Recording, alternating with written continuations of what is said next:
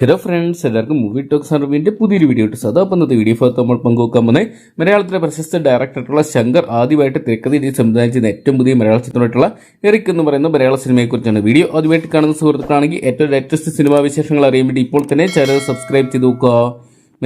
മലയാളികൾക്ക് സുപരിചിതനായിട്ട് മാറിയ ആക്ടറാണല്ലോ ശങ്കർ ആദ്യമായിട്ട് ഡയറക്ട് ചെയ്യുന്നു എന്ന ഒരു പ്രത്യേകത ഈ ഒരു സിനിമയ്ക്ക് നേടിയെടുക്കാൻ സാധിച്ചിട്ടുണ്ടായിരുന്നു.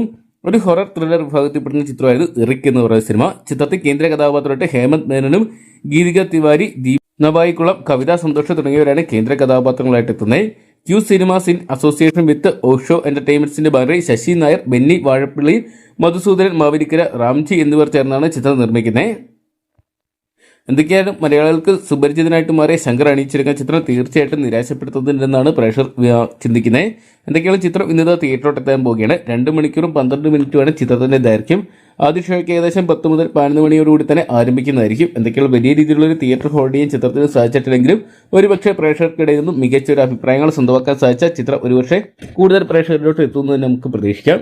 കാത്തിരിക്കാൻ ചിത്രത്തിന്റെ ആദ്യ ഷോ കഴിയുമ്പോൾ ചിത്രത്തിന് മികച്ച റെസ്പോൺസുകൾ നേടിയെടുക്കാൻ സാധിക്കുമെന്നൊക്കെ അറിയാൻ വേണ്ടി അപ്പം നിങ്ങൾ എത്ര പേരാണ് ഇന്നത്തെ ദിവസം എറിക് എന്ന് പറയുന്ന മലയാള സിനിമ തിയേറ്ററിൽ നിന്നായിട്ട് കാണാൻ വേണ്ടി കാത്തിരിക്കുന്നതെന്ന് കമന്റ് ബോക്സിൽ പങ്കുവെക്കുക. വീഡിയോ ഇഷ്ടപ്പെട്ടെങ്കിൽ ലൈക്ക് ചെയ്യാനും ഷെയർ ചെയ്യാനും ചാനൽ സബ്സ്ക്രൈബ് ചെയ്യാനും മറക്കണ്ട.